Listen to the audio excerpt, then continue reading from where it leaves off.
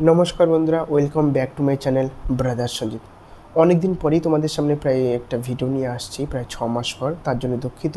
এরপর থেকে আশা করছি তোমাদের সামনে আমি রেগুলারাইজেশন ভিডিও করার চেষ্টা করব। তো মেনলি আজ এই ভিডিওতে আলোচনা করব যে নানা রকম নার্সিং এন্ট্রান্স এক্সামিনেশনের জন্য ফর্ম ফিল আপ অলরেডি শুরু হয়ে গেছে। যেমন এএনএম জিএনএমের গত মাসের 21 তারিখ থেকে এই মাসের প্রায় 21 তারিখ পর্যন্ত চলবে। এছাড়া জেনফাস যারা জেনেরিক বিএসসি নার্সিংয়ে অ্যাপ্লাই করতে চাও বা অ্যাপ্লাই করছো, তোমাদেরও কিন্তু শুরু হয়ে গেছে গত মাসের 22 তারিখ থেকে এই মাসের 22 তারিখ পর্যন্ত চলবে। অর্থাৎ আর লাস্ট উইক, অর্থাৎ 1 উইকেই প্রায় পড়ে রয়েছে। তো তোমরা যারা এএনএম জিএনএম করতে চাও বা বিএসসি নার্সিং করতে চাও, তাহলে সেক্ষেত্রে তোমরা কিন্তু অ্যাপ্লিকেশন করে দাও। তোমাদের এক্সাম প্রায় খুব তাড়াতাড়িও হয়ে যাবে, প্রায় ডেটও দিয়ে দিয়েছে, তোমরা সেটা জানো। প্রায় আর 2 থেকে 3 মাসের মতো সময় রয়েছে।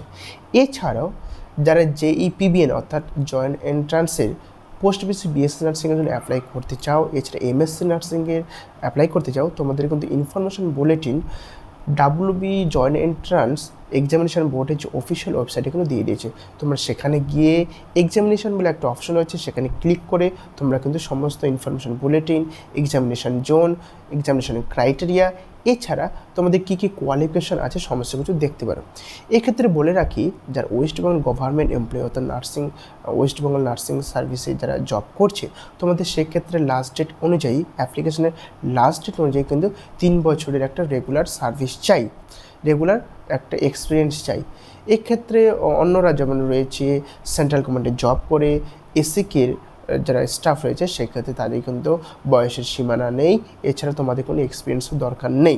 জেইপিবিএন ও এমএসসি নার্সিং এন্ট্রান্সের এক্সামিনের যে ফর্ম ফিল আপ এখনও শুরু হয়নি, খুব তাড়াতাড়ি শুরু হবে আগামী কয়েকদিনের মধ্যে। আশা করছি আগামী সপ্তাহেতে তোমাদের কিন্তু শুরু হয়ে যাবে। তো আমি তোমাদের একটা বলে রাখি, এক্ষেত্রে তোমরা যখন ফর্ম ফিল আপ করবে, একবারেই কোনো ফর্ম ফিল আপ করবে, খুব ভালোভাবে করবে। এক্ষেত্রে তোমাদের যদি কোনো ভুল হয়ে থাকে, সে কিন্তু চেঞ্জের কোনো অপশন দেবে না বা সময় দেবে না। সেক্ষেত্রে যখন অ্যাপ্লিকেশন করবে, খুব ভালোভাবে করবে এবং দেখে শুনে করবে। এবং ইনফরমেশন বুলেটিনটা যে অফিসিয়াল ওয়েবসাইটে সেক্ষেত্রে দেওয়া আছে, সেখান থেকে তোমরা ডাউনলোড করে সমস্ত কিছু বিস্তারিত কিন্তু তোমরা কিন্তু পড়তে পারো। এবং কী কী ক্রাইটেরিয়া, কী কী লাগবে, ডোমিসাইল সার্টিফিকেটের জন্য কী কী লাগবে, কাদের কাছ থেকে নেবে, সেক্ষেত্রে কিন্তু তোমাদের কিন্তু সমস্ত কিছু ইনফরমেশান কিন্তু সেই ইনফরমেশান বুলেটিনে দেওয়া আছে। তো সেক্ষেত্রে তোমরা খুব ভালোভাবে পড়ে তারপরেই কিন্তু অ্যাপ্লিকেশনটা করবে। তারপরে আর একটা জিনিস বললেই নয় যে অনেক দিন থেকে এরপরে রিক্রুটমেন্ট চলছে না, সেক্ষেত্রে অনেকেই তোমরা একটা মন খারাপ করে আছো।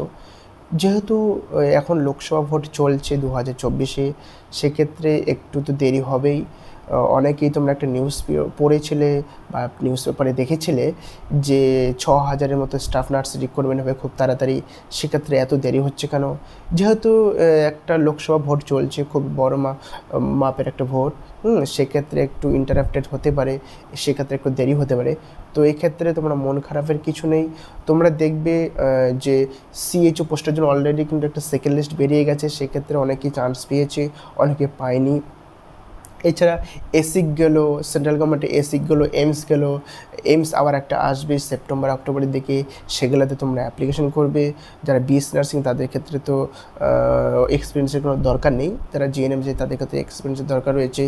এছাড়া আমাদের ডাব্লিউবি হেলথের যে ওয়েবসাইট রয়েছে, গিয়ে রিক্রুটমেন্ট যে অপশনটা রয়েছে, সেখানে গিয়ে তোমরা কিন্তু অনেক সময় মাঝে মাঝে চেক করবে, সেখানে দেখতে পারবে যে অনেক সময় রিক্রুটমেন্টের জন্য, এনইউএইচএম রিক্রুটমেন্টের জন্য 2-5টা 10টা বা যেখানে যেমন যে ডিস্ট্রিক্টে যেমন রিক্রুটমেন্ট হয় সেই অনুযায়ী কিন্তু এনইউএইচএম স্টাফ নার্স এগুলো কিন্তু বা সিএইচএ কমিউনিটি হেলথ অ্যাসিস্ট্যান্ট এগুলো কিন্তু রিক্রুটমেন্ট করে থাকে। তো এইগুলো তো আপাতত তোমাদের পাখির চোখ করে রাখতে হবে, এগুলোও ছাড়া যাবে না, হ্যাঁ, যেহেতু একটা জব বিশাল ফ্যাক্টর। তো মন খারাপের কিছু নেই, আশা করছি তোমাদের খুব তাড়াতাড়ি রিক্রুটমেন্ট হতে পারে। তো এই সমস্ত আরও ফার্দার ইনফরমেশান আমার কাছে এলে বা আমি জানতে পারলে অবশ্যই তোমাদের সামনে নেক্সট ভিডিওগুলোতে আলোচনা করব। এরপর থেকে আশা করছি তোমাদের সামনে আমি রেগুলার ভিডিও আনার চেষ্টা করব। বিশেষ করে এএনএম জিএনএম তোমরা যারা অ্যাসপিরেন্ট, তোমরা যারা অ্যাপ্লিকেশন করছো, যে এএনএম করলে বেটার হবে না জিএনএম করলে বেটার হবে, কেন জিএনএমের অবস্থা এখন যা হচ্ছে, দিন দিন বাইরের থেকে স্টুডেন্টরা আসছে, আবার এখানকার স্টুডেন্টরা পাস করছে, ওই তুলনায় এএনএমরা খুব তাড়াতাড়ি জব পাচ্ছে বা তাদেরকে জব দিয়ে দিচ্ছে গভর্নমেন্ট। এছাড়া বিএসসি নার্সিং করলে তোমরা অনেক সিজিএল, হ্যাঁ, বা তোমরা গ্র্যাজুয়েশন লেভেলের যে জবগুলো আছে সেগুলো তোমরা অ্যাপ্লাই করতে পারো নার্সিংয়ের পাশাপাশি। তো বন্ধুরা, ভিডিওতে আপাতত এই পর্যন্তই। এরপরে আমি তোমাদের সামনে অনেক কিছু নিয়ে আলোচনা করব, অনেক কিছু ভিডিও আনার চেষ্টা করব। তো এই আপাতত বাই।